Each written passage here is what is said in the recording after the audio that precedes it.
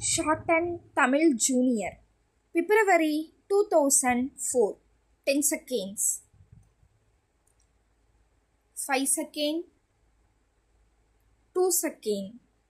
Start.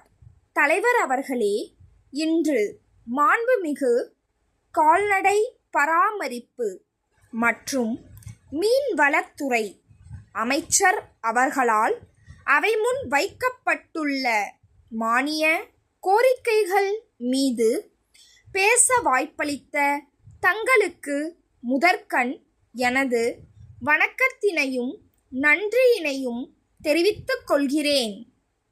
நமது நாட்டின் மக்கள் தொகையில் 75% பேர் கிராமப்புறங்களில் வாழ்ந்து வருகின்றனர். அந்த ஊரக மக்களின் பொருளாதார மேம்பாடு விவசாயத்தை அடிப்படையாக கொண்டது என்பதை நாம் அனைவரும் அறிவோம். ஆனால் கடந்த பல ஆண்டுகளாக இயற்கையின் ஒத்துழையாமை, உற்பத்தி செலவு அதிகரிப்பு, விளைபொருட்களுக்கு சரியான நியாயமான விலை கிடைக்காத நிலைமை போன்ற பல்வேறு காரணங்களால் விவசாயத்தின் அடிப்படையிலான கிராம பொருளாதாரம் மிகவும் பாதிக்கப்பட்டுள்ளது என்பதை எல்லோரும் அறிவோம்.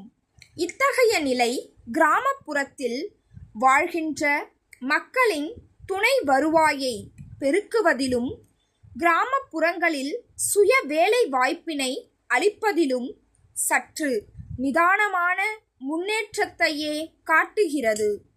இதனை கருத்தில் கொண்டு மாண்புமிகு தமிழக முதல்வர் அவர்கள் தொலைநோக்கு பார்வையில் ஊரக பொருளாதார மேம்பாட்டிற்கும் சுய வேலை வாய்ப்பினை அதிகரிக்கும் பொருட்டும் புதிய 15 அம்ச திட்டத்தை கொண்டு வந்துள்ளார்கள். அதில் கால்நடை பாதுகாப்பினையும் ஓர் அம்சமாக இணைத்துள்ளதை நான் பாராட்ட கடமைப்பட்டிருக்கிறேன். தேசிய கால்நடை கொள்கை வரையறைகளின் அடிப்படையில் உருவாக்கப்பட்டுள்ள தமிழ்நாடு கால்நடை கொள்கைகளில் கண்டுள்ள பல்வேறு சிறப்பு அம்சங்களை நான் வரவேற்க கடமைப்பட்டிருக்கிறேன்.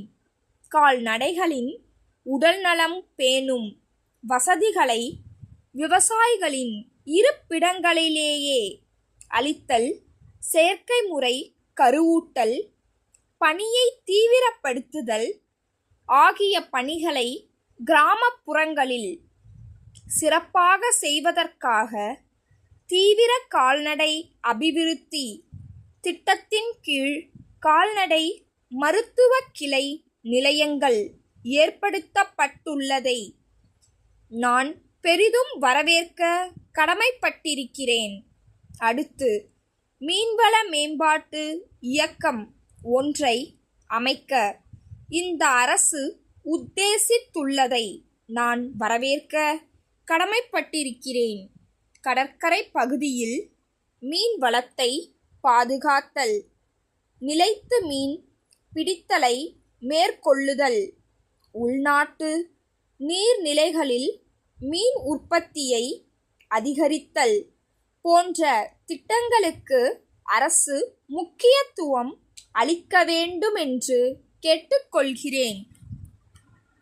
எனது தொகுதியில் முக்கையூர் என்ற கடலோர மீனவ கிராம பகுதியில் தரமாகவும் சுவையாகவும் அதிக அளவில் மீன்கள் கிடைக்கின்றன.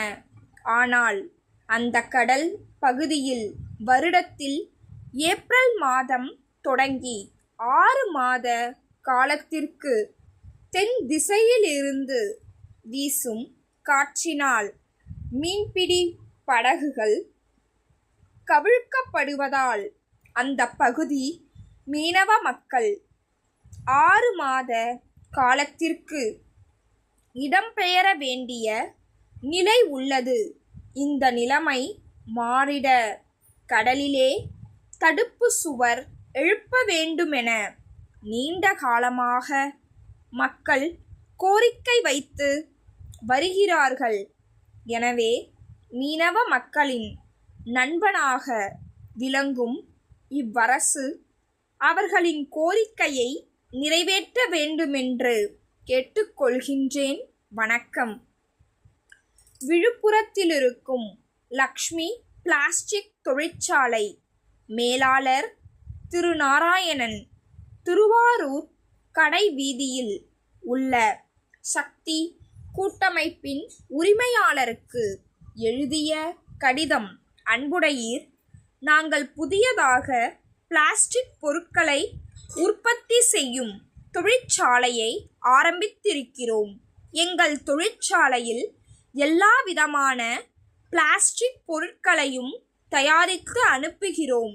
குறிப்பாக திருமணம் மற்றும் உள்ள சுப காரியங்களுக்கு தேவையான அனைத்து வகை பிளாஸ்டிக் உறைகளை நவீன வடிவமைப்புடன் தயாரித்து அளிக்கிறோம்.